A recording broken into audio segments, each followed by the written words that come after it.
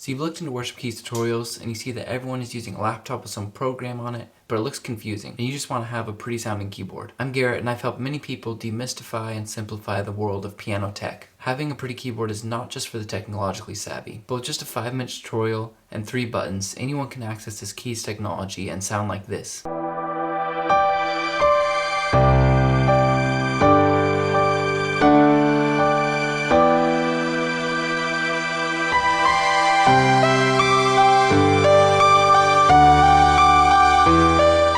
Today I'll walk you through the 3-step process: getting the computer program and sounds, connecting all that to your keyboard, and then starting to play. Step 1, getting the right sounds. I recommend beginners get a computer program called Ableton. Big worship teams like Bethel and Upper Room use Ableton, so it's a great program to grow with. There are many versions. Ableton Lite comes free with the purchase of many MIDI keyboards, or you could get Ableton Intro for $99 if you already have your own MIDI keyboard. Now when you get Ableton, there are tons of sounds to dig through and that can be overwhelming, especially when you need to EQ or make a ton of adjustments to get them to sound really good. The default layout can be unintuitive for worship setup as well. So I've made an Ableton template for beginners that has a simple layout and comes with a lot of great stuff. And I have another video with a lot more technical info, but for beginners, you can forget the rest and just focus on 3 main things: the grand piano sound, the pad sound, and then backing pads. So first step, go to my website, which I'll have linked in the description, and then click buy on the Ableton Worship Keys template, and instructions will be emailed to you for setup. While you're on the website, I would also download those free worship backing pads. So now you're going to open the zip file that was sent to you when you ordered that Worship Keys template. Here you'll see I've got it in the center of my desktop.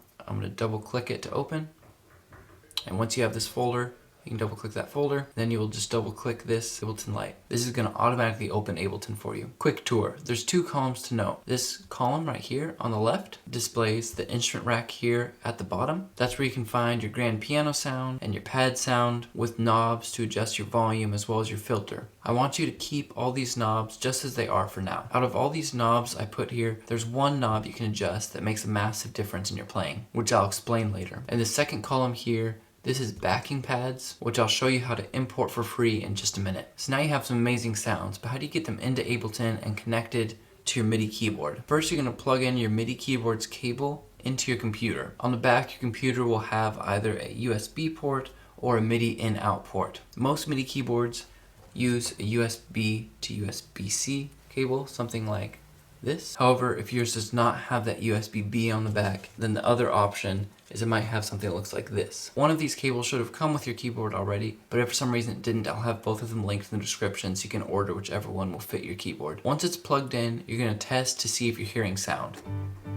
If you're not hearing sound for some reason, then in Ableton, you're going to click up here, you're going to click Live, go over to Preferences, and in Preferences, we're going to click this tab called Link Tempo MIDI. Then in MIDI ports here, it should pop up here as one of the options. You can see that it recognizes my keyboard, the Oxygen Pro, and you will click Track and Remote. If you have a keyboard from this list, then Ableton should automatically connect to that keyboard. If your keyboard is not in that list, then you may need to go to your specific keyboard's website and download updated drivers. Once you've done that, test to see if you're hearing sound.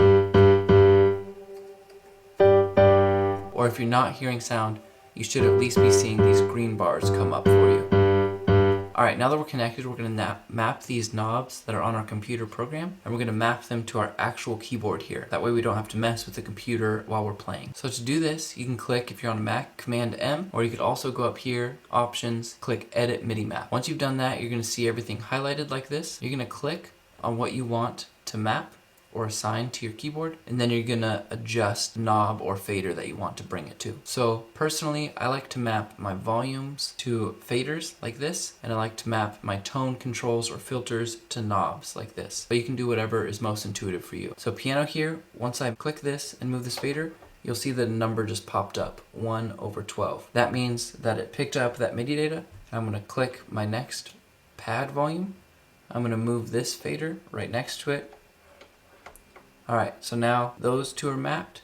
Synth volume, you could do the same thing. If you clicked that, you'd map it to here. Map my piano tone here. And then pad filter, I'll map over to far right knob. Okay, and then to get out of the map control, do the same thing, Command M, or go up to Options and unclick Edit MIDI Map. So now that everything is mapped out, you'll see that as I move this on my keyboard, it adjusts this here. It adjusts my pads, I can adjust my tone, and I can adjust my filter. Alright, our next step is connecting our backing pads. So if you downloaded the free ones from my website, you can drag those in now. I'm going to exit out of full screen here and pull up worship pads. You should get MP3 files that look like this. Then you could just drag all these files in like this and drag them in like that. Just release, and you'll see them start to all load out. Once they're fully imported, then you can just click play beside any of them and they'll start to play. And you can scroll up or down to see all the pads. You can hit this stop sign right here in the middle of this audio track, and that's going to stop the pad, and you hear it fade out. If you've clicked over on this backing pads and you're not seeing your instrument rack anymore, you need to see it, you can also click over here, this worship keys, pull up again your instrument rack. So you have the sounds, they're connected to your MIDI keyboard, but how do you actually play them? First, I recommend you leave the knobs their default settings. In time, you can mess around with starting to turn up the synth and using the arpeggiator, and I have a video about the more technical pieces. But for beginners, I would just focus on 3 things. 1, playing with a backing pad in the background, like this.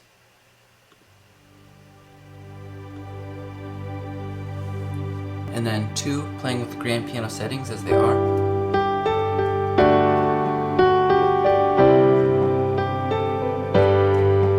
And then 3, messing with turning up the pad filter up at big moments and then dropping it back down for low moments, like this. Turn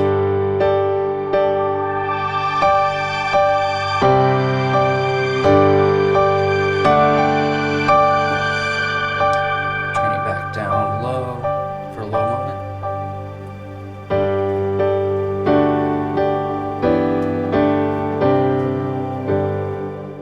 So the pad filter is literally the only knob that you're going to mess with at first. And that alone makes a huge difference. Now you've got everything you need to get started. For free worship backing pads and to purchase this Ableton Worship Keys template, click here.